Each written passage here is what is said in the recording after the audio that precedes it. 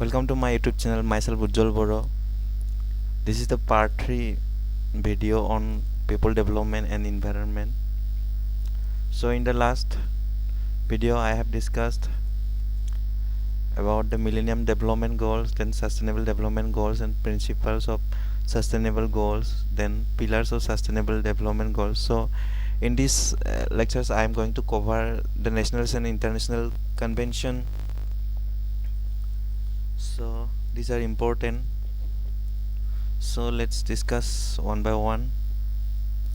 So these are the convention: Stockholm Conference 1972, then Art Summit 1992, United Nations Framework Conventions on Climate Change UNFCCC, and the Kyoto Protocol Convention on Biological Diversity, United Nations Conventions to Combat Desertifications UNCCD, then Vienna Convention on the Protections of the Ozone Layer, Convention on Migratory Species, that is CMS, then International Union for Conservation of Nature, that is IUCN, then Convention on International Trade of Endangered Species of Wild Flora and Fauna, that is CITES, then Ramsar Convention on Wetlands, then Basel Convention on Transboundary Movement of Hazardous Substances. So let's discuss one by one.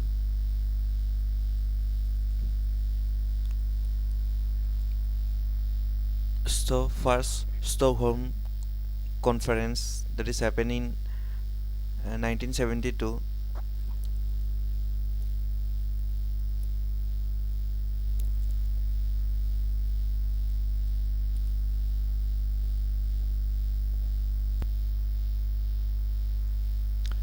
So the first United Nations Conference on the human environment, that is held in the Stockholm, Sweden, June 5, 16, June 5 to 16th in the year of 1972, also known as this is Stockholm Conference. The key objectives of this conference was addresses global environmental issues, then establish common principles for environmental protections, then major outcomes of this uh, conference are United Nations Environment Program, that is UNEP, created to coordinate global environmental efforts. Then Stockholm Declarations, 26 principles on environment and development, then action plan, 109 recommendations for environmental policy. Then significance of this conference are beginning of global environmental politics, highlighted the importance of sustainable development, foundations for futures environmental agreements and conferences, legacy raised global environmental awarenesses, influence national environmental laws and international treaties. Then the Art Summit, the United Nations Conference on Environment and Development, that is UNCD, also known as the Art Summit or Rio Summit, held in Rio de Janeiro, Brazil from June 3 to June 14 in the year of 1992, is considered one landmark conference. The idea of environmental conservation, sustainable development, and the effort to bridge the gaps between environment and economy were discussed internationally. After the Stockholm Conference in the year 1972, that I have discussed, the Art Summit was a step forward in taking concrete actions on the ground. Leaders from 170 countries worldwide, including 115 heads of the states, participated in the event.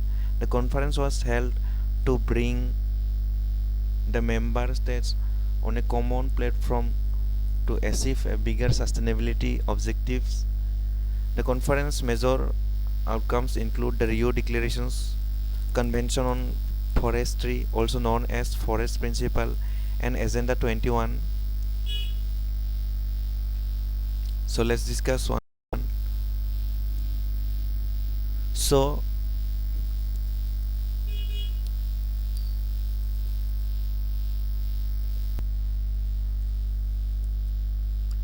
Rio Declarations, that is also known as Art Charter. The declarations states 27 guiding principles for the conservations and restorations to maintain different ecosystems. The document was signed by all the heads of the states and government representatives. It mentions the polluters pay principles that I have discussed in the part 2 video, which makes the polluter responsible for the damage caused to the natural environment and bear the clean up cost. When we start to from a common baseline, it is observed that developed countries have caused a lot more pollutions than developing countries. The cost they have to bear for clean up is huge. The developing countries, which are still fulfilling basic requirements for their countrymen, may pollute in the time to come. That is in Sarma 2015. The great outcome for bridging these gaps was the principles of common but differentiated responsibilities to conserve ecosystem. Then the conventions on forestry or forestry principle. It is a document that lays down the forest conservation and sustainability principle. Initially there was a lot of controversy over this issue as developed nations like the USA, Germany insisted on having an internationally binding agreement for global conservation and forest management. This would help them globalize the forest resources of developing nations and use them for industrial processes. Countries like India were principally against this as forests are a resource and part of traditions. That is also in Sarma, according to Sarma 2015, it remains a non-legally binding agreement. And then Agenda 21 is a comprehensive document that lays down the principles of sustainable development covering all the aspects of society and came with a concrete plan for the implementations. It addresses the contemporary environmental problems and the social aspects, aggravating poverty, social injustice, consumption patterns, human health conditions, etc. The agenda explicitly discussed the financial mechanisms and partnerships among the countries to achieve the goals mentioned.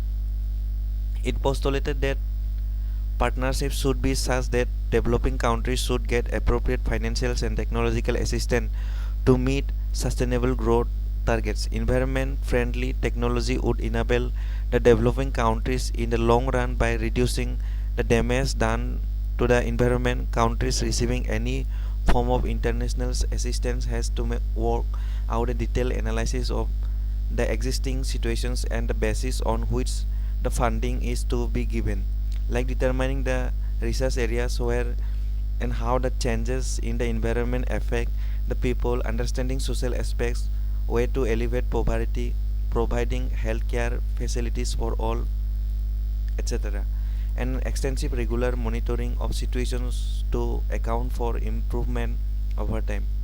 So overall, the Art Summit was a successful convention in formulating the idea of art conservation and taking it one step ahead on a global platform, except for a few setbacks where developed countries did not successfully contribute financially for technical assistance to developing countries.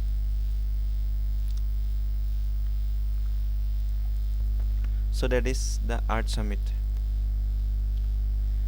And then United Nations Framework Conventions on Climate Change, that is UNFCCC, and the Kyoto Protocol. So the United Nations Framework Conventions on Climate Change is the first United Nations body involved in making policy to prevent climate change. It is a parent treaty of the Kyoto Protocol of 1997 and the Paris Agreement of 2015. Under UNFCCC, annual meeting of member countries are held. It helps its 197 member states decide upon plans and policies to mitigate existing climate change and prevent further increase. It also helps them in devising new mechanisms for achieving the same goal. So let's discuss Kyoto Protocol. The Kyoto Protocol was adopted in Kyoto in Japan in December in the year of 1997 and came into force in February 2005. The protocol was to reduce the emissions of six major greenhouse gases like carbon dioxide, methane, CH4, nitrous oxide, and N2O, hydrofluorocarbon, that is at HFCs, then perfluorocarbons, that is PFC, and sulfur hexafluoride, that is SF6. The protocol also encourages financial mechanisms to achieve the targets through a carbon credit system and coming up with non-renewable energy sources with fewer carbon emissions. It guided developed countries to provide funds for new technological implementations in developing countries, yet to install and develop it. The percent reductions targets were different for developed countries under the principles of common but differentiated responsibilities.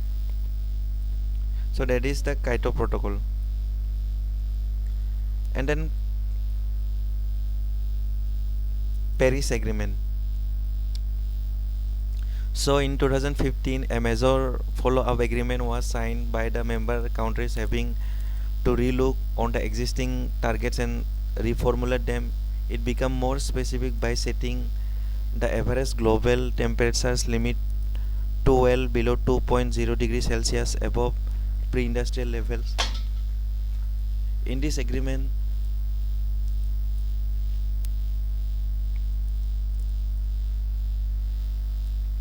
sorry,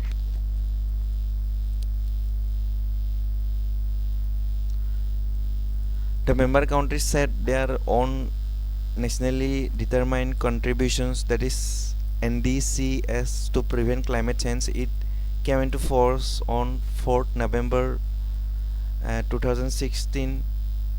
Only 189 countries out of 197 member nations have ratified the agreement. India has committed herself to the cause of the prevention of climate change and working hard to achieve the targets.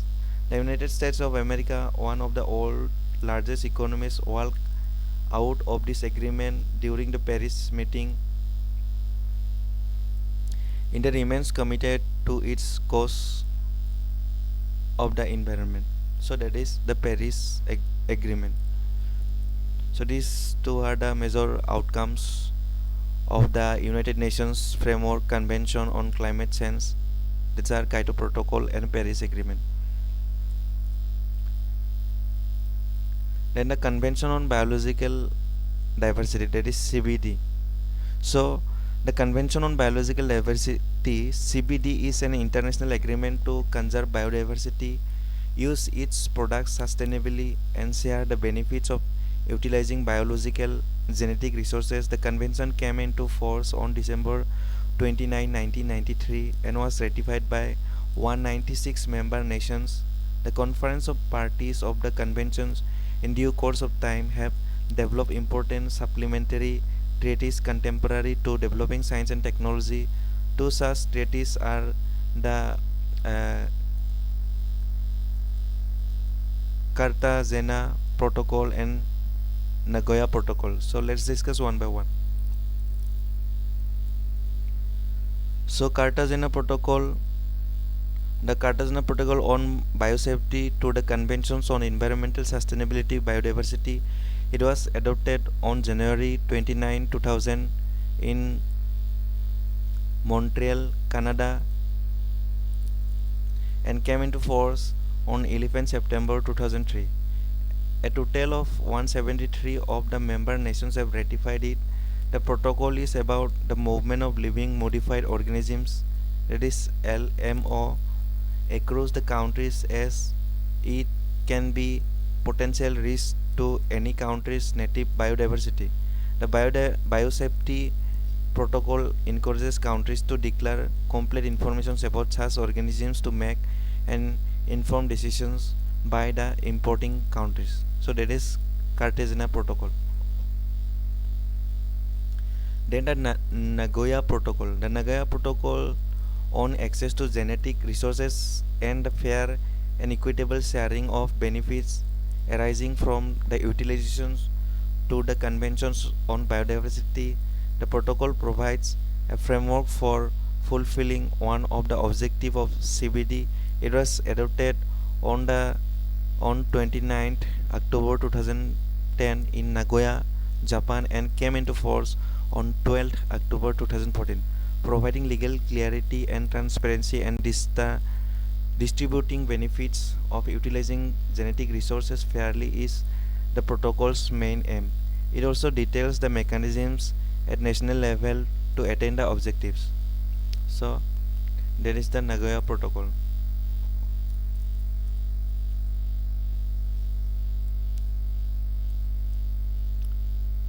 Then, the United Nations Convention to Combat Desertification. So, the UNCCD, that is the United Nations Conventions to Combat Desertifications, is an international legally binding agreement focusing on preventing land degradations and achieving sustainable land management. The convention was adopted on 17th June 1994 in Paris and came into force in December 1996. In all, 197 member parties have ratified it. The convention is strategic towards preventing land degradation through natural processes as the drylands, arid, semi-arid, and sub-humid areas lose soil productivity and tend to expand, which may lead to desertifications over time. So, in its 2018 to 2030 target, the convention is committed to achieving land degradations neutrality, that is LD, and to restore degraded lands productivity. So that is UNCCD. So it is crucial for global efforts to combat degradations and desertification. So it has taken commitment achieving sustainable land management and restoring degraded lands by 2030. So that is UNCCD.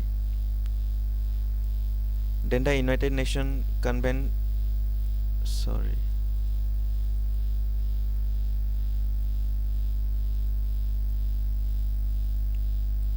Okay, this is mistakes. It should be Vienna Conventions on the protections of the ozone layer. Okay.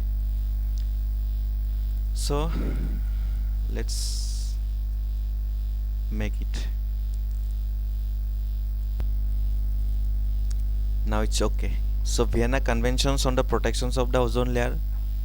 The ozone hole over the South Pole was first discovered in 1985 by the British Antarctic Survey team led by Joseph Farman. The absence or reductions of ozone in the stratosphere can have harmful impact on human flora, fauna, and other essential ecosystem on Earth. Soon after discovering the ozone hole, an international convention was held in Vienna, Austria in the year of 1985, laying a framework for protecting the ozone layer by reducing the emissions of ozone depleting substances like chlorofluorocarbon, that is CFC. The convention was adopted on 22 March 1985 and came into force on 22 September in the year 1988. So the Montreal Protocol.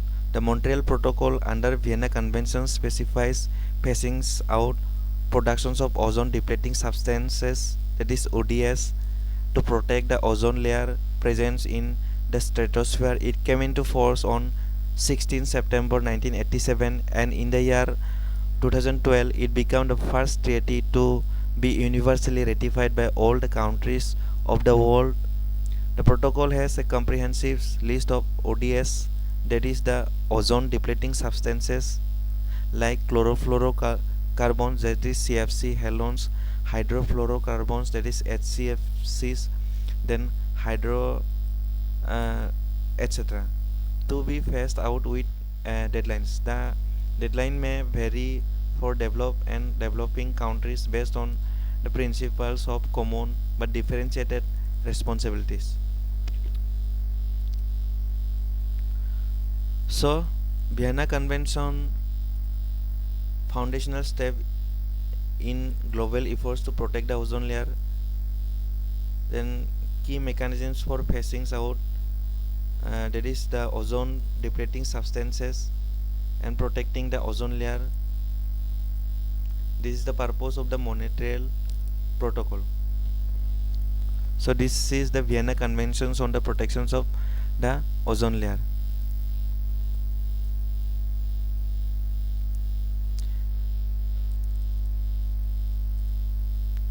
This is also mistakes. So conventions on migratory species, that is CMS. So the conventions also known as the Bonn Convention, that was adopted in the year 1979 and came into force in 1983. There are 117 parties to the agreement. The conventions on the conservation of migratory species lays down a framework for the conservation of wildlife species, terrestrial, aquatic and avian, that migrate from one region to another to complete their life cycle. The states through which the migratory species passes are called the range state. Okay, I have given in the slide, and a strong commitment on the part of the states is required to protect them as long as they are stay in foreign territories. In order to achieve this, it coordinates not only with the states but NGOs and other partners as well. A list of species threatened for extinction is provided in its appendix, and the conventions encourages its range states to coordinate for the successful protections of the species. So CMS is essential for global efforts to conserve migratory species, then highlights the importance of international cooperation and commitment to conserve migratory species. So this is the conventions on migratory species. Then the IUCN, International Union for Conservation of Nature. So it is a membership union of around 1400 member organizations across the world. The members organizations include governments, wildlife organizations, NGOs, stakeholders working on environment conservation. The variety of members worldwide help in IUCN pool data and information required to conserve the environment and use natural resources sustainably. The organization was founded in Fontainebleau, France in 1948. IUCN collaborated with different organizations and guides governments at the national level to shape the biodiversity conservation strategy. The IUCN in situ protection status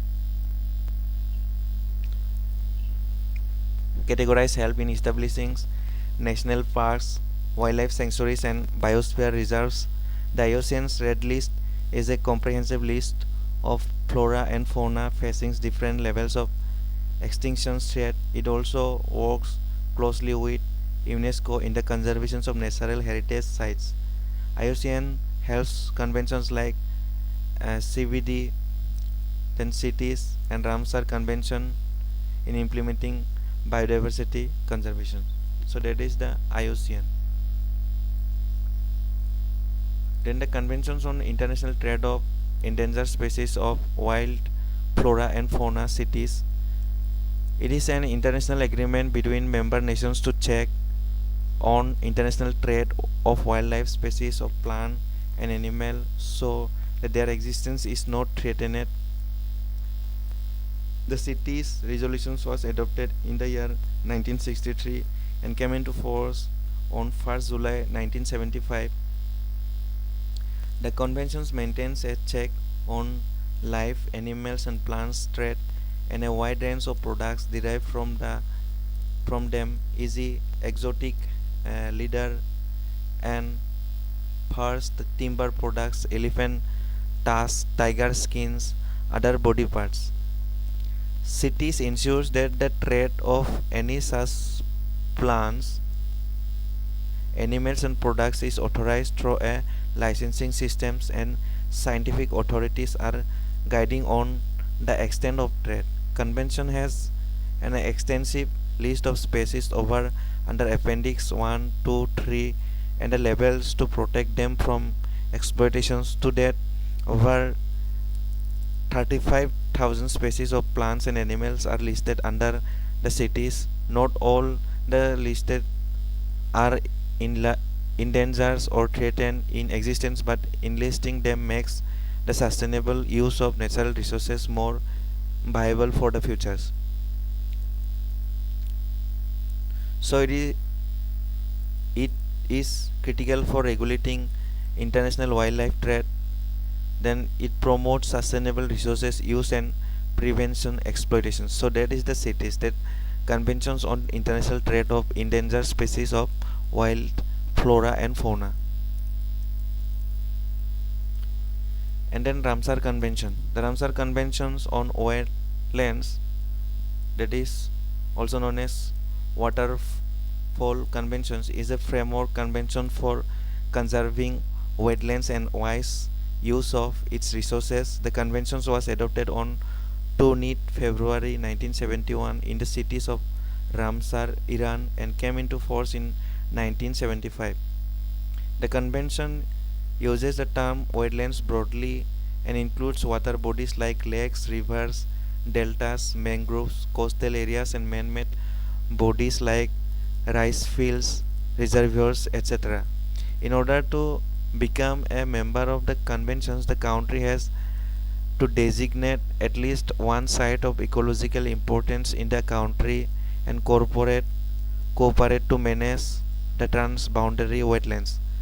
To date, there are 171 member parties to the conventions. The conventions works in close association with 6 other international organization partner, that is IOP, working on nature's conservation. That includes IUCN, Worldwide Fund for Nature, that is WWF International, Wetlands International, Wild Fuel and Wetlands Trust, and International Water Management Institute, that is IWMI, and BirdLife International for proper management of wetlands. India has, I think, it increased the 37 Ramsar sites wetlands of international importance that include some of major lakes like Silka Lake in Odisha, Waller Lake in Jammu and Kashmir, Husia, Hussain Sagar Lake in Hyderabad, then others. Under the conventions, a register is maintained where a change in any Ramsar site's ecological character has occurred because of natural or human activities, and the record is referred to as Montrex record. So this is Ramsar Convention on Wetlands.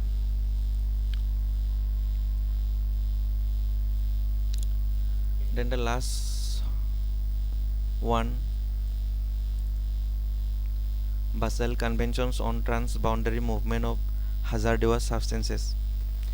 It is a convention to check on the movement of hazardous substances across borders and prevent it from being disposed of in any particular regions. The convention aims to reduce the generations of hazardous waste and ensure its disposal in an environmentally sound manner. In its annexures 1, 8 and 9, it classifies and describes 2 types of waste, that is hazardous waste and other waste that require special considerations for management and disposal. The convention was adopted on 22 March 1989 in Basel, Switzerland, and came into force on 5th May in the year of 1992. The transfer of hazardous waste can only occur between countries as a bilateral agreement, even when one of the countries may be not be a party to the conventions. The conventions also provide technical assistance for the management and disposal of waste, especially to developing countries to prevent impacts on people's health. So these are important for exam perspectives. So I have discussed. I try to cover all the conferences that help for environmental protections. So in the next video I'm going to discuss human and environment interactions, then anthropogenic activities and their impacts on environment. So thank you so much. Stay tuned.